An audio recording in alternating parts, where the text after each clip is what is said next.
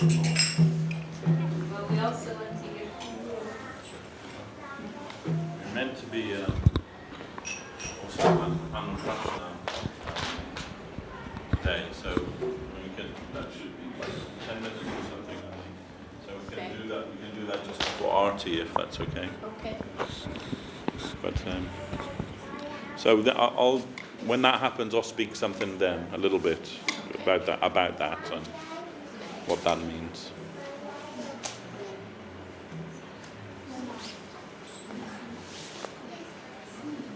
So this can be for you.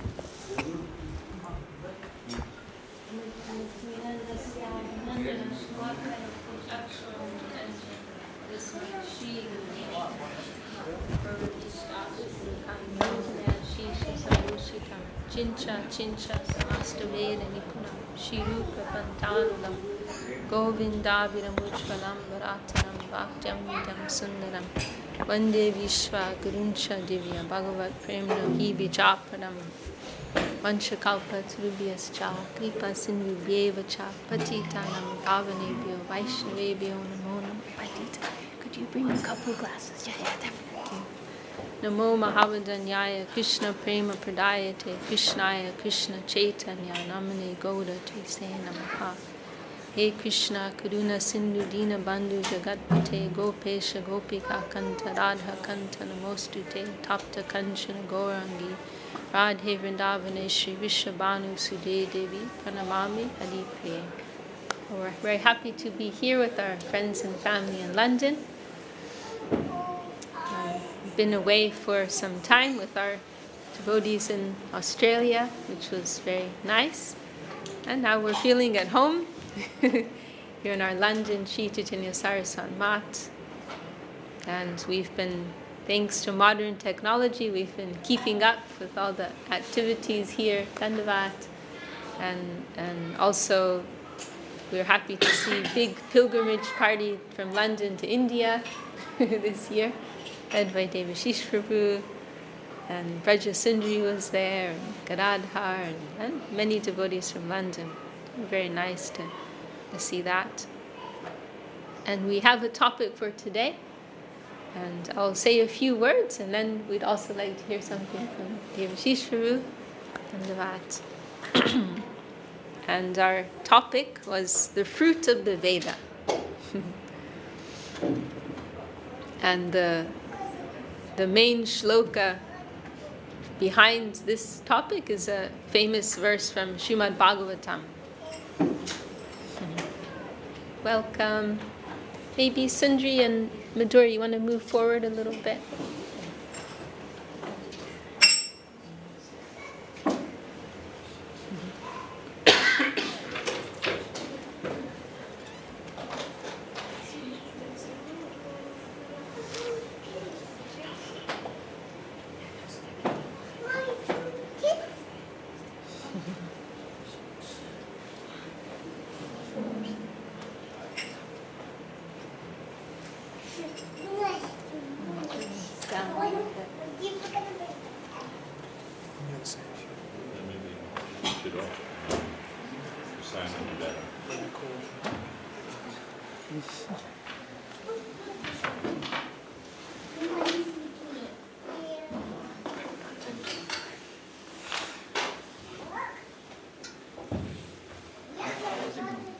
Lots of young persons present. Vrinda. Who is Vrinda? This is Vrinda. Yeah. Okay. And how old is she now? She 6 months. 6 months. Okay. Nice. They're all very well behaved. Yeah, let's see. And when the time goes.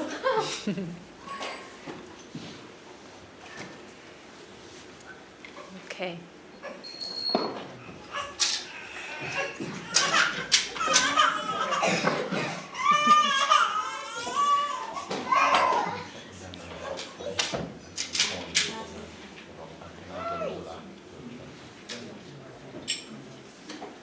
It's going to be a little bit chaotic today. A lot of people are there. Today's a Children's Day. Yeah. It belongs to them. No problem.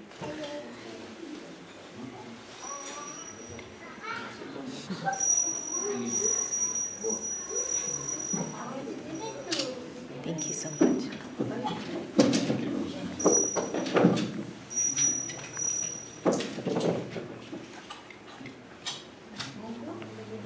Okay. Jai Shri Gurudev. So our topic for today is the fruit of the Veda. And I was told we have many auspicious, yourselves, auspicious group coming today. And so I was thinking we are all united by our faith in the Veda, in the knowledge of the Veda. That knowledge which has descended in such a developed form in the place of India.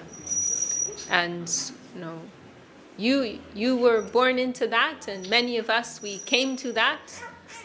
And we are all united on this point that we find the most developed knowledge, both materially and spiritually, within the knowledge of the Veda.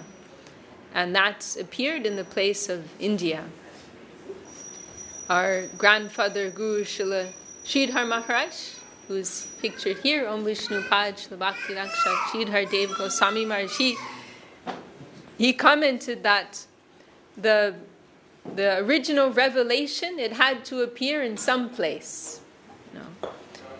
Just as with any phenomena within this world, there must be, although it may appear in different places and different forms, it will have one particular concentrated place. Like in the distribution of knowledge. It's not that there will be a university in every town and every village, but there will be one big city where there's a university. Or if it comes to something like gold or diamonds, you will find them everywhere, but there will be one particular place, a gold mine or a diamond mine, where you will find that in a more concentrated and expansive way. And so also when it comes to revelation, when it comes to spiritual truth, Srila Sridhar Maharaj pointed out that we find that in the knowledge of the Veda, that knowledge which has descended within India, we find the most developed knowledge. And so Srila Sridhar Maharaj said, we should not be envious of that. That some particular place had to be chosen, and so India was chosen for that. And nobody should be envious of that fact. If we go to compare the knowledge of the Veda to the knowledge that we find within other spiritual systems, it cannot compare, actually. Rather, with a broad vision, we must see that all spiritual knowledge that is found in a scattered way throughout this world, we must see with an unbiased eye that it has its source within the Veda. Such a highly developed degree of truth is given there. So we must be able to recognize that. And within the knowledge of the Veda, there are many things that are described, both on the material side as well as the spiritual side. And, in particular, these four aims, the push artha of dharma, artha, kama, and moksha, they have been described. Dharma, what is within the area of duty, piety, knowledge of that has been given, how that can be properly performed. Knowledge of artha, how one can develop, in the area of wealth, their finances. Kama, within the area of sense pleasure, enjoyment, pleasure, all that is pertaining to pleasure of the senses, how that can be more, efficiently acquired within this world as well as in the next world. That has also been described. And then finally moksha, knowledge pertaining to how we can achieve liberation from the whole entanglement of this temporary cycling material realm. So these four things, they are very famous throughout Vedic India, described throughout the Vedas, and they are understood to be the four goals of humankind. However, the Veda also gives knowledge of a fifth goal of human life, and that is the goal of prema, divine love. And this is described in different places throughout the Veda, but in particular, in a very expanded way, in a more detailed way, it has been described in the scripture of Srimad Bhagavatam, which has been given by the great sage Krishna Dvaipayan Vedavas. And no doubt you know of him very well. He did the great work of organizing and compiling the knowledge of the Veda, presenting it in different sections in an organized way. But when he had finished his work, he felt that something is missing, something is lacking here. I've gone to so much trouble. I've presented the knowledge which has come, which has been revealed in the hearts of so many great sages, so many great rishis, and I presented that in the form of the four principal Vedas, in the form of the Upanishads, in the form of the Puranas, in the form of the Itihasas like the Mahabharata and the Ramayana. And then finally, after I did all of that, then I presented the Vedanta Sutra. And there in the Vedanta, like in the Upanishads, there is purely spiritual advice given. The first line of the Vedanta is Tato Brahma Jigyasa. Now search after spirits. Now search after Brahma. Now that you have completed your activity in the world of karma, in the world in the world that is pertaining to what is pleasing to your senses, to your body, to this worldly life. Now you have completed your course within that plane. Now go beyond that. Now go one step further. Go to search purely after spirit. Come to understand that you are spirit and you belong to the world of spirit. And real attainment will only be within the world of spirit. So this kind of knowledge is given within the Vedanta Sutra. And yet, even after that, Krishna Dvaipayan Vedavas, he was feeling dissatisfied. He was feeling something is missing. And he was racking his brains, trying to understand. I gave so much knowledge, but still something is missing. And as he was contemplating this, then his Gurudev Narada came at that time, and Vyasadev, he submitted to his Gurudev, "Oh, my Gurudev, you've come just at the right moment." I was really, I'm really facing a moment of perplexity. I've given so much energy to present this knowledge of the Veda, but I'm feeling dissatisfied. I'm feeling something is missing. And Narada, he told him, "Yes, my dear boy, you haven't given the most important part. No, you're missing the most important part. Actually, what you have done is a very bad thing." He uses this word, jugupsitam, means you've done a terrible thing, you've done an abominable thing. Because you have given so much knowledge, no doubt, and that is very helpful to the souls of this world. But you have not clearly shown what is the fulfillment of this knowledge. You have not clearly shown what is the perfection of all of this knowledge. You have not clearly shown where all of this knowledge is meant to lead a sincere seeking soul. For those who are seeking something from this world, as well as for those who are seeking to be free from this world, which is actually just the other side of the coin. To suffer in this world and to wish to be free from the suffering of this world. From one perspective, these are both two sides of the same coin, because they are both coming from the consideration of individual interest. They are both coming from the conception of self-interest. So you've given some knowledge that is helpful to those persons. Or in another way you could say, you've given some knowledge that will help sick people. People that are sick, you've given some medicine for them. You've given some prescription for them, some food for them. But what about healthy souls? What about normal souls? What about souls who are already established within the plane of spirit, who are already free from the negative side, and who are seeking something positive? Not just that they are suffering or want to be free from suffering, but what about those who are already free from the consideration of both of those things and want something positive, want something dynamic, want something beautiful, want something active? What about for those souls? You haven't given anything for them. You have not clearly shown that the real fulfillment of life is in the attainment of divine love, Krishna Prema. You have not clearly described what is the nature of the Absolute. You have given some indication, yes, some knowledge of Brahma, Brahman, some knowledge of Paramatma, and some knowledge of Bhagavan, but you have not clearly shown the gradation here. You've given different conceptions of the Absolute, but you have not shown any gradation. You have not shown which is the highest conception of the Absolute to seek after. You have not shown that. So and our Gurudev, he paraphrased it as, you've given some kitchery. Many things mixed together. If you're making some kitchery, you throw everything in the pot and you boil it all together. So you've given many ideas here, many conceptions, many paths of progress, but you have not shown any clear gradation there. So that is your mistake. That is why you're feeling some perplexity right now. You have not shown the real wealth of the soul. You have not shown the real wealth of the Atma.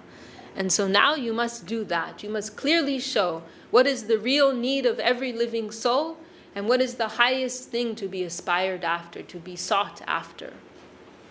And so, after giving this correction, and also some verses of inspiration, then Vedavyas, Krishna Dvaipayan Vedavyas, then he came to write Srimad Bhagavatam.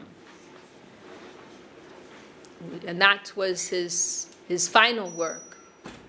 And in that Bhagavatam, he is presenting the conception of Sri Krishna, reality the beautiful. In that Srimad Bhagavatam, he is clearly showing that rasa is the highest attainment of life. That rasa is that thing which we all need. Rasa, ecstasy, joy. We will not be happy within the plane of exploitation, within the plane of selfish enjoyment, self-consideration.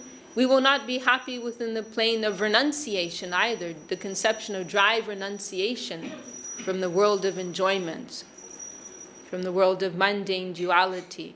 But real fulfillment of life will be found within the plane of dedication. And dedication, that equals real happiness, that equals rasa, that equals real taste, real fulfillment, real joy, real ecstasy. And that can only be found in connection with that fountainhead of all conceptions of divinity, that supreme personality of Godhead, the source of all other expressions of the Absolute, Sri Krishna. And why is Sri Krishna the highest? Because he is the as one of our Guru Srila Rupa Goswami has described, he is Akila Rasamrita Murti. He is the embodiment of all types of rasa, all types of ecstasy, all types of joy, all types of flavor, everything, every sensation that we are seeking after, every type of fulfillment that we are seeking after, all of that can be found within the person of Krishna. So he is Akila Rasamrita Murti. He is the embodiment, or as our grandfather Guru Srila Sridhar said, he is the emporium of all rasa, of all types of rasa. It can all be found only in connection with him. So that Sri Krishna, that Bhagavan Sri Krishna of Vrindavan, he is the source of Paramatma, the super soul who is maintaining the existence of every living entity. He is that Sri Krishna, Bhagavan Sri Krishna. He is also the source of Brahma, that impersonal, all-pervading, all-encompassing spiritual energy which is maintaining all. That is understood to be simply his effulgence, his halo, the halo surrounding his divine form. So in Sri Krishna we find all of these other expressions of the Absolute, they are included, and then plus so much more. So in the third verse of Srimad Bhagavatam, the first three verses of Srimad Bhagavatam, they are like the introduction to this great text, this Mahapurana, and they are giving the sum and substance, the gist of what this work is about. And in the third verse of Srimad Bhagavatam, Vedavas, this verse is sometimes described as presenting what is the prayojan tattva, what is the goal of life, what is the highest necessity, highest attainment of life. That is described in this third verse, and this verse is also very wonderful because it places Bhagavatam within the context of all of the Vedic literature. What is the particular place and purpose of this Srimad Bhagavatam within the Vedic writings? So that verse, Srimad Nigama Kalpa Tarur Galitam Phalam Shuka Mukha Ramita Drava Samyutam Pibata Bhagavatam Rasam Alayam Mohor Horasika Bhuvi Bhavuka. Pibata Bhagavatam. Maybe I'm missing some words. But this verse is very, very nice. And it's comparing all of the Veda, Nigama, is comparing all of the Veda to a kalpataru, to a wish-fulfilling tree. And really it is true. The Veda is a wish-fulfilling tree. It can actually give you whatever you want. And this is, actually it's like a type of dangerous knowledge. If you understand, because the Veda is explaining the nature of reality and is explaining how you can get what you want. And if this knowledge is in the wrong hands, it can cause some trouble. So the Veda is the wish-fulfilling tree. The original sound vibration of the Veda, like the seed sound or the zip file of all the knowledge of the Veda is contained within the sound of Om. Om is the original Vedic sound vibration. And within that, all the Vedic knowledge is contained. And so this word Om, as our grandfather Guru Srila Sridhar Maharaj has discussed, what does it mean? Actually, it means yes. Om means a big yes. And from that yes comes all the knowledge of the Veda. So all the Veda is actually telling you how you can get what you want. Both in the material side and in the spiritual side. It's telling you very clearly how you can get what you want. And actually whatever you want, you can get that. So, the Veda is explaining, it's explaining the system, how the system works, and how you can use the system to your advantage. And so here in this third verse of Srimad Bhagavatam, the Veda is compared to a wish-fulfilling tree that can fulfill all the desires that you have. And generally those desires are falling within these three categories of dharma, artha, kama, and moksha, as we discussed at the beginning. Within the realm of dharma, performing one's duty, piety, artha, within the realm of wealth, acquiring wealth, kama, pleasure of the senses, of the body, and moksha, how one can acquire liberation from this worldly plane. So knowledge pertaining to these four, what is commonly understood to be the four goals of life, and all of that is given within the Veda. So the Veda can be understood as a wish-fulfilling tree, how you can get all of these things. And then So the Veda is compared to this wish-fulfilling tree. And then this Srimad Bhagavatam, it is described as, it is compared to the fruit on that tree. And also it is not directly mentioned in this verse, but it is given in the commentaries of our acharyas, then from from the tree comes the leaves. Sorry. The flower. Before the fruit, there's a flower, right? And so the Vedanta Sutra, which is the penultimate Vedic text, that can be understood as the flower on that tree. Because the Vedanta is giving some higher, purely spiritual advice. The Veda has very mixed knowledge. It is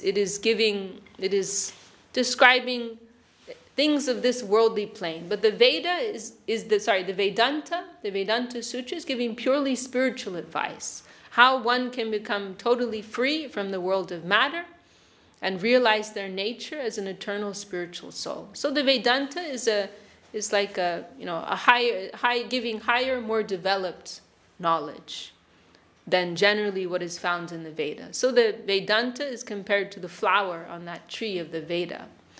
But then, what is the fruit? The fruit that is coming from that flower, that is the Srimad Bhagavatam. And that is the perfection of the Veda. That is the perfection and the fulfillment of the knowledge of the Veda. If we consider a mango tree, what is the purpose of a mango tree? What is the real perfection of a mango tree? In the producing of mangoes, in the producing of the mango fruit. So also we can understand that all the knowledge of the Veda, it is coming to give this fruit that is given in Srimad Bhagavatam. And what is that fruit? That is the attainment of rasa. That is the realizing of rasa. That is the knowledge of Sri Krishna, reality the beautiful. That is the knowledge of the sweet absolute. Many conceptions of the absolute are there. We mentioned Paramatma conception, Brahma conception. But here we are giving the conception of the sweet absolute. And that is found in the Krishna conception, in the Akila Rasamrita Murti.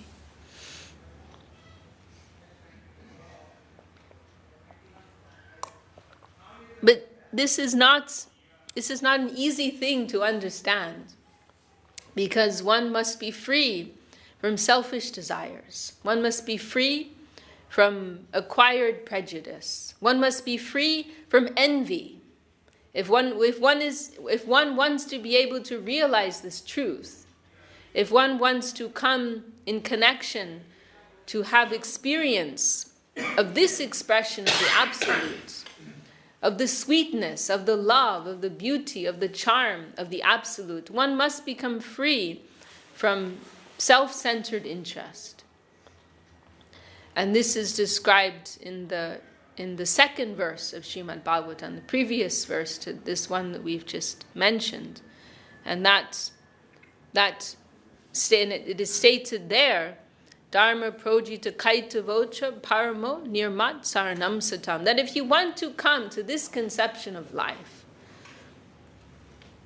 if you want to be able to realize the nature of reality the beautiful, if you want to be able to realize the prospect of the soul within the plane of dynamic divinity, then what is the requirement? What is the main fundamental requirement on your side? You must be nirmatsar.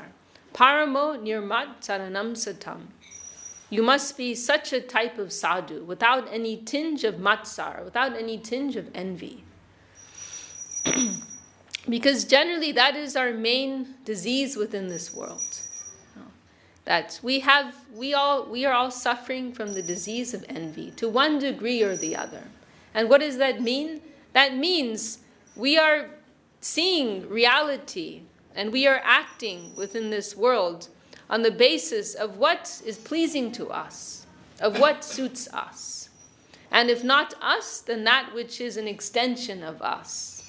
So, me, my family, my community, my society, my culture, all of these things, they are an extended selfishness, actually. So generally, that is how we are living our lives. We are acting upon the interest of these provincial, these local, these limited, these finite considerations.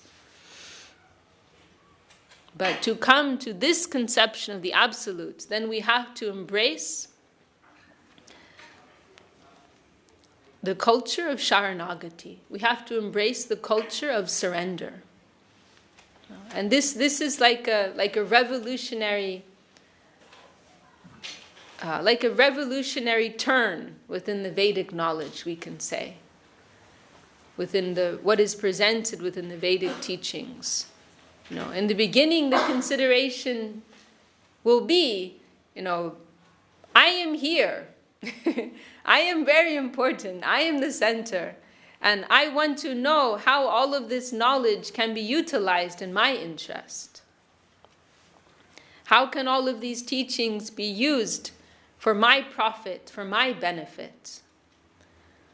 But then, at a later stage of development, then it will be turned around. It will be that this great, wonderful reality exists. This great, eternal, dynamic plane of divinity exists. And I am one tiny, finite being. And I want to contribute to that. It is not that exists for me, but actually I exist for that. I am one tiny part within this great whole. So I want to know, how can I become a contributing entity within that wonderful, loving and beautiful, magnanimous land? How can I come to give something there? Not that is coming to give something to me and my tiny, finite, temporary experience at present within this world. So this is the point that one will have to come to if they want to experience this wonderful reality of Sri Krishna, reality, the beautiful. Oh, those are a few words, Devashis. Would you say something, please?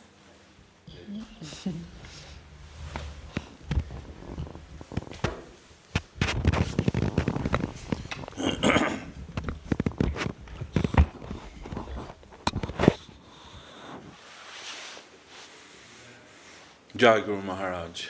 We're always very happy when Vishakha Didi is here with us in London. We know that she can represent our Guru Maharaj and the line of our Guru Maharaj very nicely and properly. So when she's here, we're very worry-free. And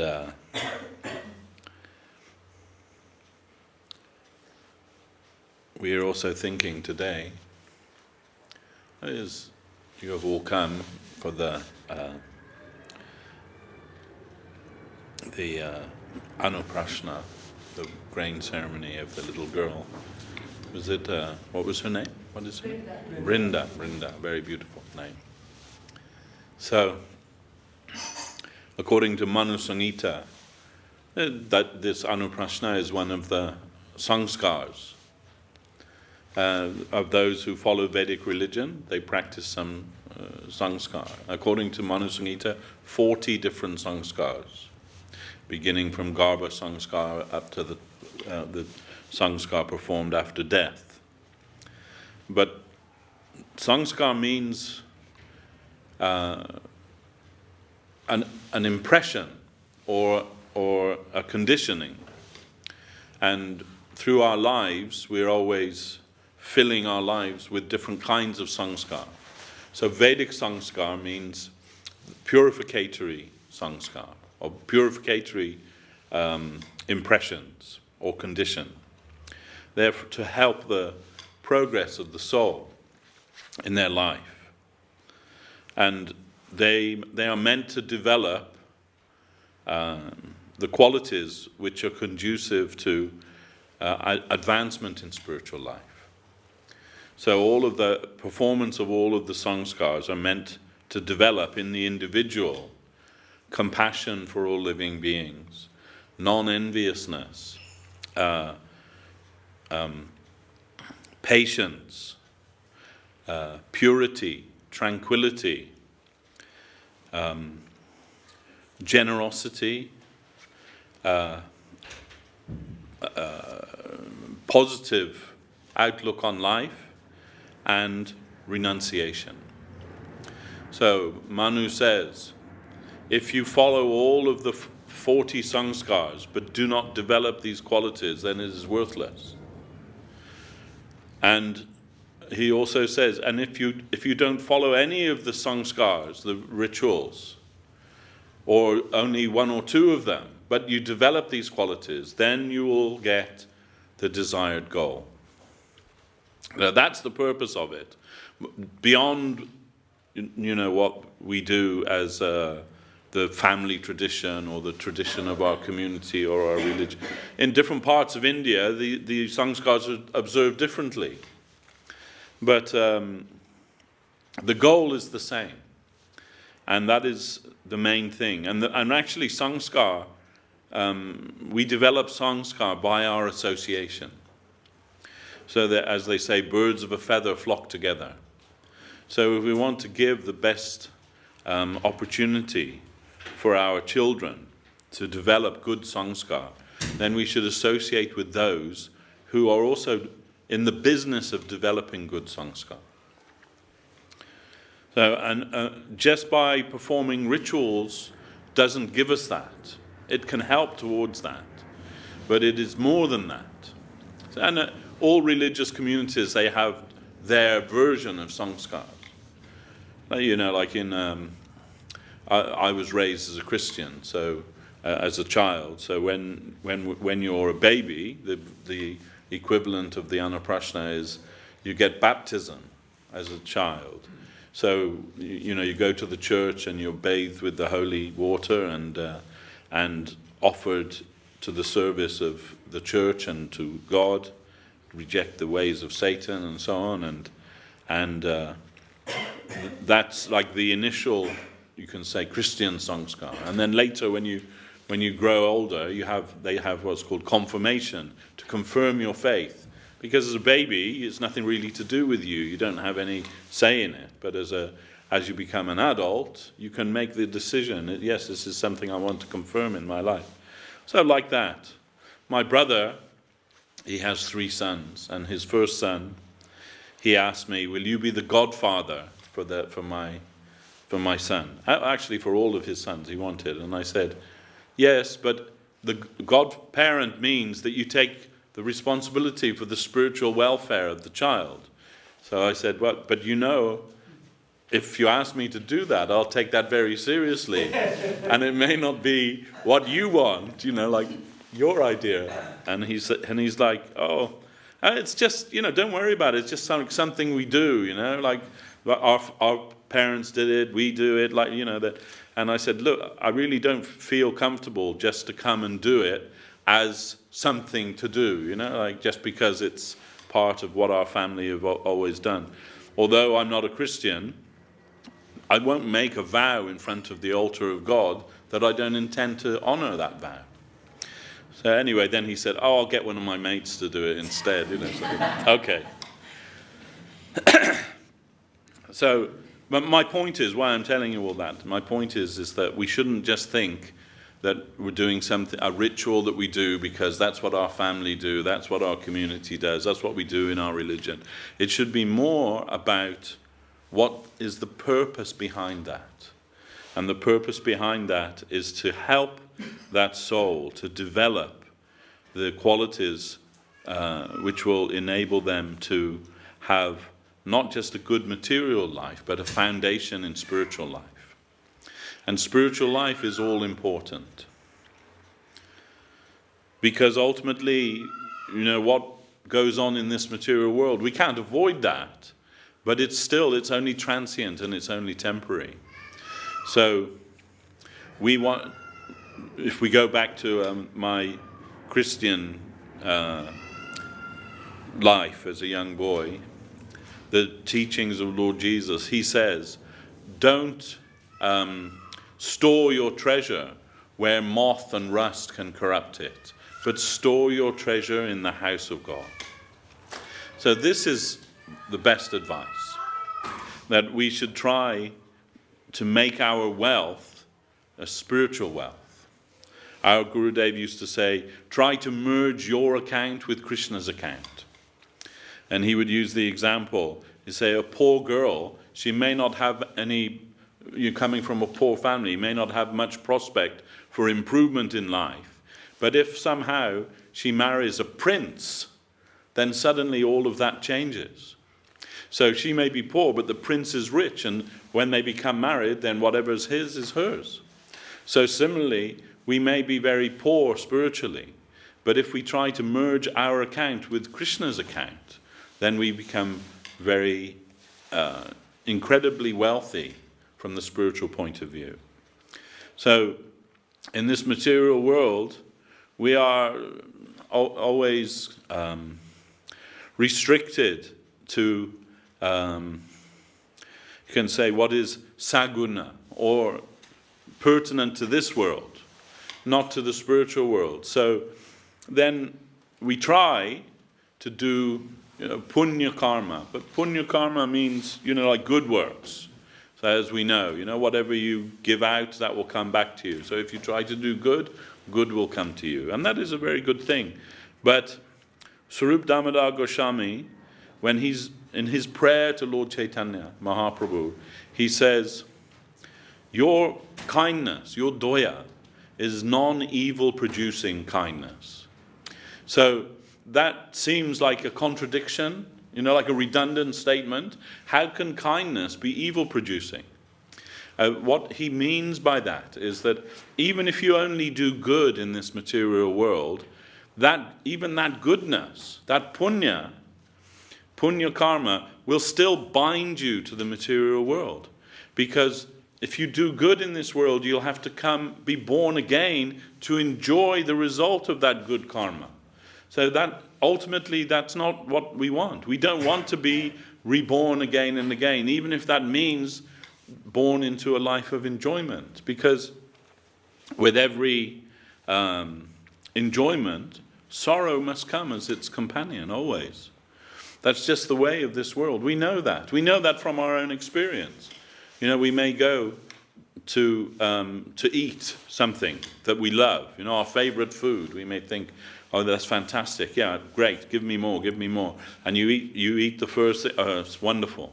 Then you want another one. Okay. But after maybe the third one or the fourth one, that same thing that was your favorite food, now it's making you feel completely sick. You don't even want to look at it anymore. The very same thing that gave you so much pleasure half an hour ago, now just the thought of it is making you feel ill.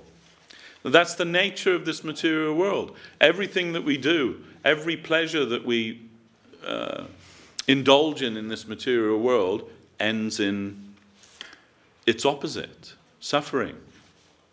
So that's just an ordinary mundane observation. We know that. So the goal of life is to transcend that. As Vishakha Didi was saying, that in the beginning of Srimad Bhagavatam, the religious principles of Dharma, Artha, Kama, and Moksha, they're described as Kaitabhya.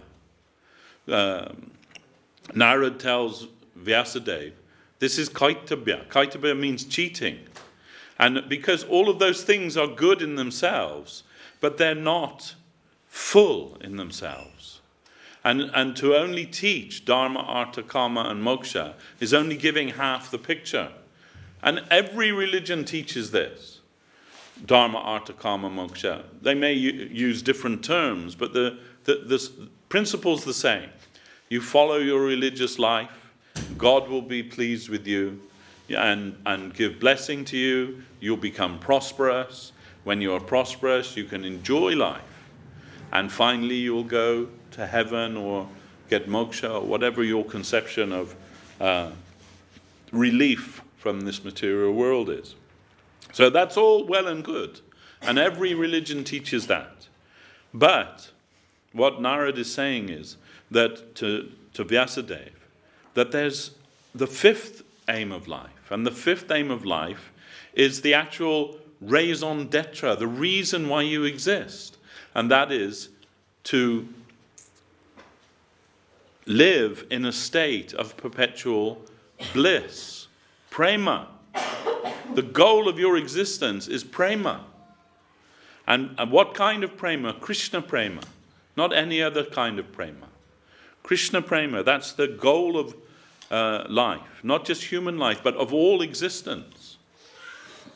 Once we understand this, we can never be satisfied with anything less than this. So, the Upanishads and the Vedanta, they tell us, Atto Brahma Jignasa, now is the time to search for the Spirit.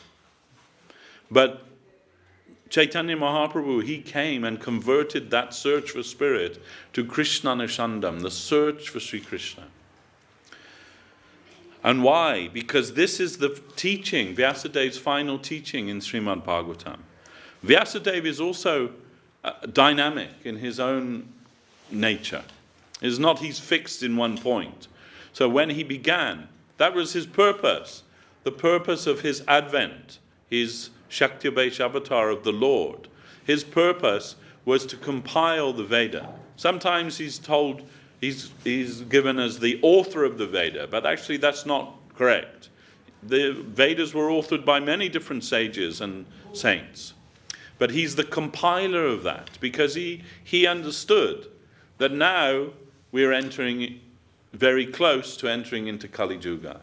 And in Kali Yuga, no one will be able to remember anything. Prior to that, there weren't any books, because they weren't necessary. If you would hear something once, you would remember it forever.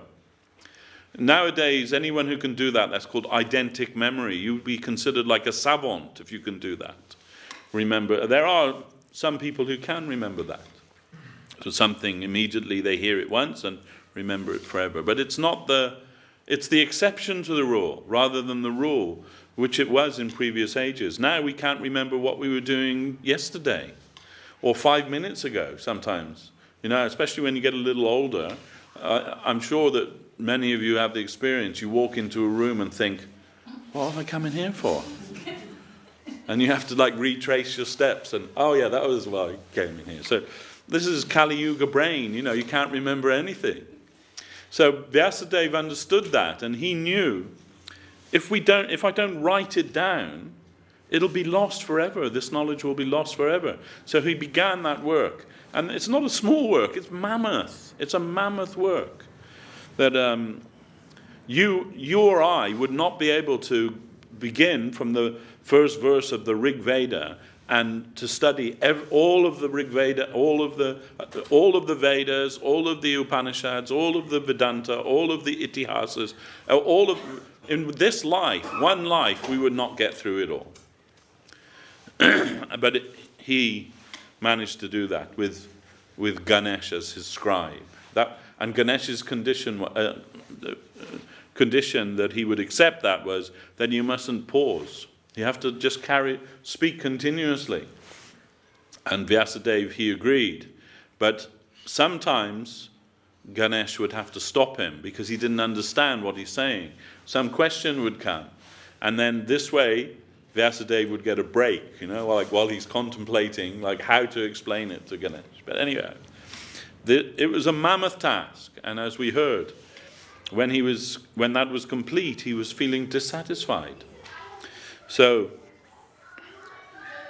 Narad told him, his Gurudev, Devashi Narad, told him, yeah, that's why I've come here, because I know that's your feeling, that you're not feeling satisfied. And why? Because not only have you made it like a kitchery, you've made a jungle of religious conceptions. And we know that, right? Different Vedic scriptures tell different truths. They're not all the same. In some scripture it says, Indra is the supreme. In another scripture it says Lord Shiva is supreme.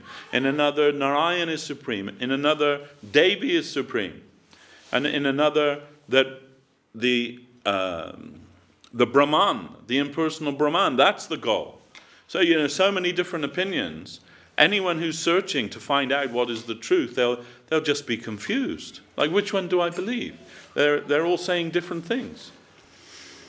And they're all, under the pen, if you like, of Veda Vyas. Everybody knows he's the authority.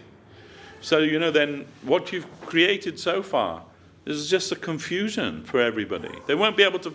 You've given some hints at it here and there, but clearly you haven't given that. So now you have to begin your final work. And that is Srimad Bhagavatam. So Srimad Bhagavatam is the Bhagavat Purana, is also called the Amala Purana. Amala means spotless.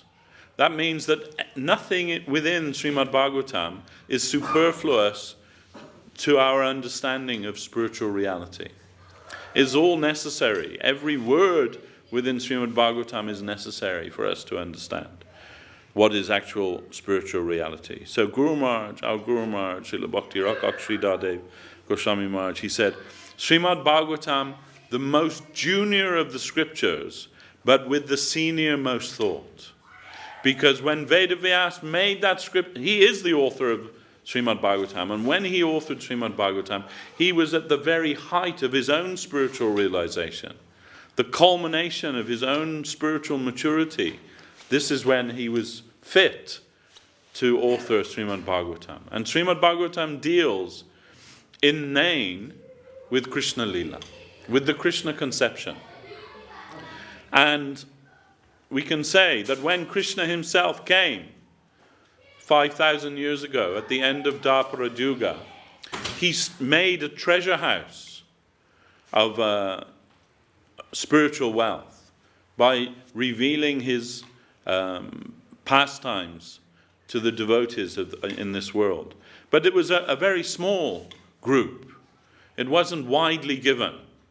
Most people know Krishna as the speaker of Bhagavad Gita, not so much about his pastimes in Vrindavan. But that is the real treasure of the Krishna conception. And that, Sri Chaitanya Mahaprabhu came to distribute that. It says that Nityananda and Chaitanya Mahaprabhu, they came and broke open that treasure house of divine rasa and distributed that to everyone. And in our Guru Maharaj's words, came to give nectar as if it were water, not considering who's fit or who's unfit, but to give that to everyone. And that is the greatest gift of divinity. Although it is told, we know, Kale Dosha Rajan Nidhi, that this Kali Yuga is an ocean of faults. But one good quality is that those who chant in the Sankirtan of Lord Sri Krishna, they can attain the highest goal, more than what was attained by the rishis of Satya Yuga, more than was conceivable within Treta Yuga or Dwapara Yuga. That is given in Kali Yuga, and very simply given in Kali Yuga through the chanting of the holy names of Krishna. It is a great benediction to this world. So our Guru Maharaj would say, we do not think that the rainy day is the bad day, but the day when we can't hear something about Krishna, that's really the bad day. So although we may think, oh, Kali Yuga, it's the worst of times, it's also the best of times.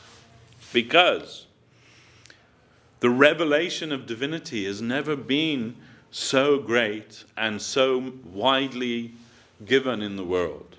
That we can understand. The Braja Rasa, Madhurja Rasa, Premo Jala Rasa, distributed by Sri Chaitanya Mahaprabhu, now all over the world, was never given before.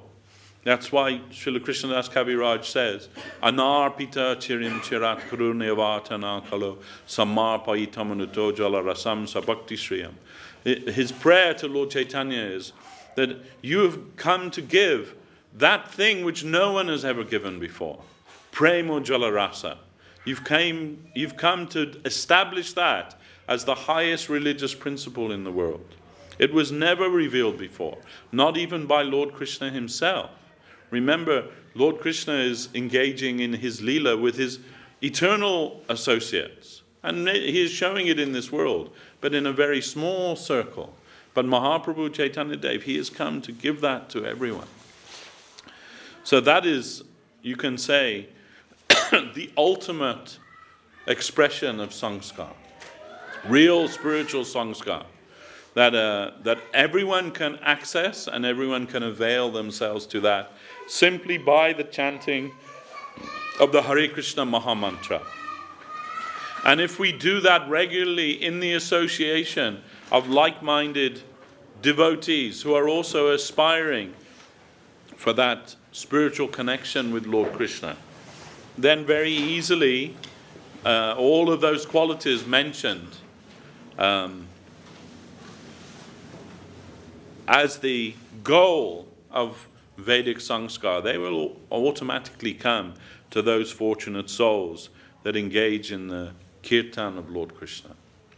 So this temple, our mission of our Gurudev, that is established just for that, to give facility for everybody to come and hear about the Leela of Krishna, to join in the Sankirtan of Lord Krishna, to honor the Mahaprasad of Lord Krishna, to serve Lord Krishna, and to associate with his devotees. The only reason why we are spending so much time and so much money and so much energy for these things. For ourselves, we do not need that. We can, in our own homes, we can practice Krishna consciousness. But for the benefit of the world, our Gurudev has established temples all over the world. And that is the line of Sri Chaitanya Dev. So that Prema Jala Rasa, that can be distributed in the proper way, in the highest way, and in the easiest way to all of those. So now, just before Arti, we can do your Anaprashna ceremony. Ramananda Prabhu, can you bring everything? Huh? That's okay. That's then we hear in Chaitanya Charitamrita that Mahaprabhu Chaitanya Dev, when he was also 6 months old, that this ceremony he underwent also. And they're placing these items before him, which our Prabhu is bringing. That is a book, a pen, clay, money, and food. These 5 things. And baby will, the idea is baby will try to grab one of those. Okay, just put that there in the front. And then from that the indication will be what their proclivity in life will be. So if they take to the book, they will be like scholar. The food they will enjoy. They will enjoy happy and prosperous life. Money, of course, wealth. The pen means that they will be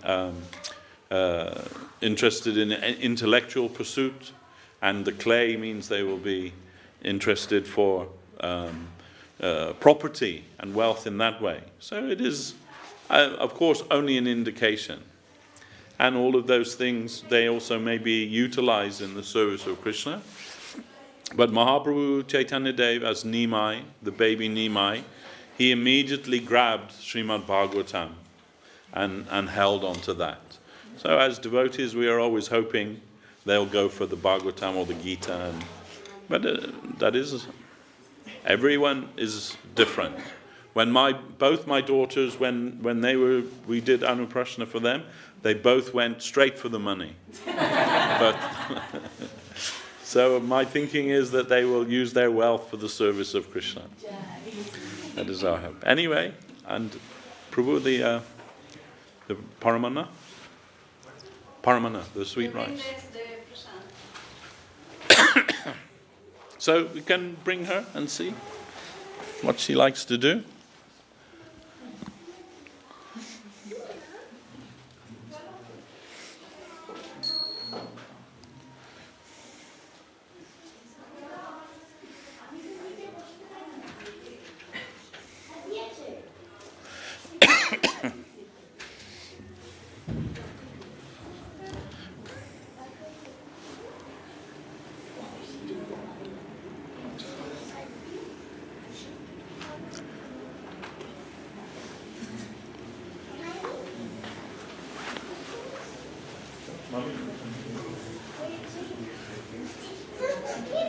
Yeah, put it here and see which things he likes to go for.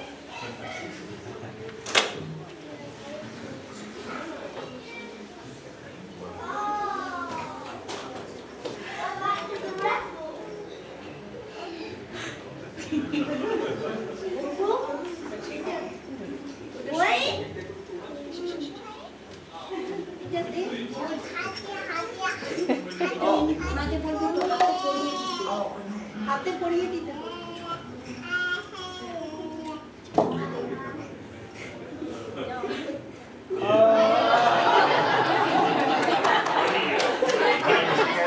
The money, I think. He's really going for the money. Smart kid. Yeah, it's attractive. She's just going to the Gita, but then she just changed her mind. No, you have to change it. Now then, which you can, her first grain will be the prasadam of Lord Krishna.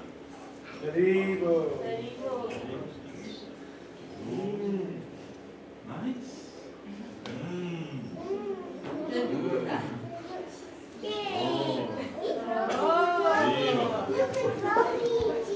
Okay.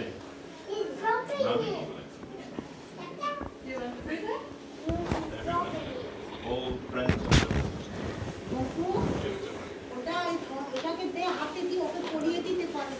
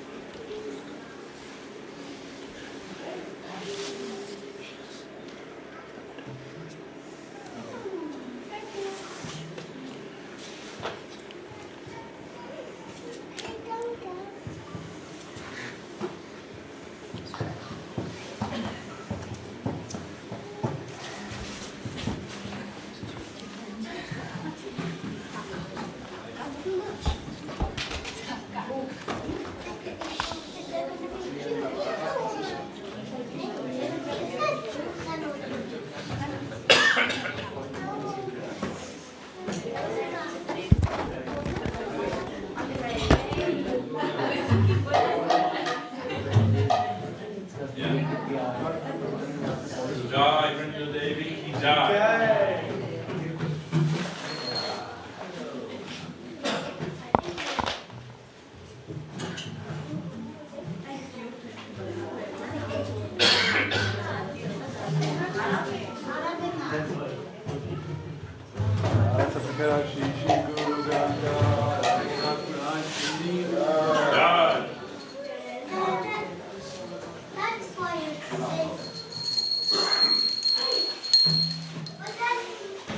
Jai, Gauranga Mahaprabhu.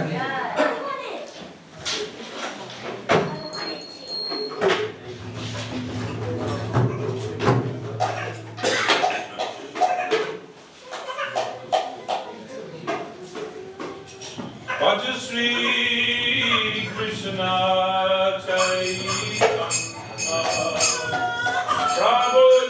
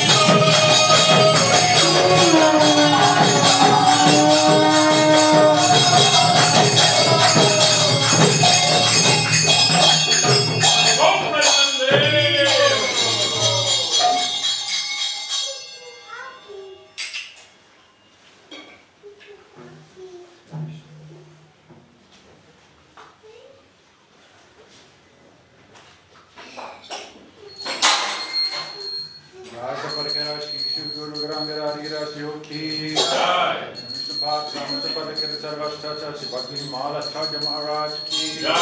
Shivana Saraswati Madhacharya Vrinda Ki Jai. Vishnu Bhakti Hamsa Padakira Sarvashtacha Bhakti Sundar Govinda Devidasi Maharaj Ki Jai. Vishnu Bhakti Hamsa Padakira Sarvashtacha Bhakti Sripad Maharaj Ki Jai. Vishnu Bhakti Hamsa Padakira Sarvashtacha Bhakti Siddhanta Saraswati Thakur Ki Jai. Vishnu Bhakti Gopal Kishore Das Babaji Maharaj Ki Jai. Vishnu Bhakti Satyananda Bhaktivinoda Thakur Ki Jai. Vishnu Bhakti Raghunath Das Babaji Maharaj Ki Jai. Shri Baladev Dushan Ki Jai. Shri Vishnath Chakravarti Prabhu Ki Jai. Shri Natham Acharya Prabhu Ki Jai. Shri Vindas Thakur Ki Jai. Shri Krishnas Kaviraj Goswami Ki Jai. Shri Rup Sanatan Bhadragna Shri Gopal Bhatta Sarnath Sarvaswami Prabhu Ki Jai. Shri Banu Guru Varga Ki Jai. Namacharya Shri Haridas Thakur Ki Jai. Prabhu Shri Krishna Chaitanya Prabhu Nityananda Shri Advaita Gadadhar Shri Vasari Bhaktarinda Ki Jai. Vasari Nityananda Prabhu Ki Jai. Swami Prabhu Ki Jai. Nagaridam Ki Jai. Mayapur Dham Ki Jai.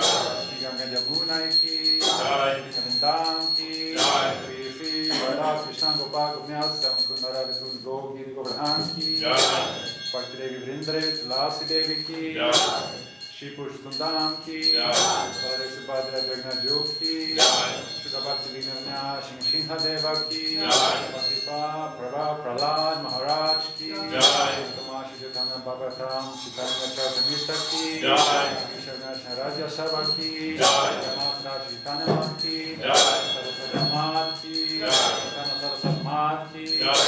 Chaitanya Saraswati Mat London Chapter Ki Jai. Vishadya Padasakya Mat Ki Jai. Vaishna Vrinda Ki Jai. Sameta Vaishna Mandala Ki Jai. Sameta Bhakta Vrinda Ki Jai. All assembled devotees Ki Jai. Harinam Sankirtan Ki Jai.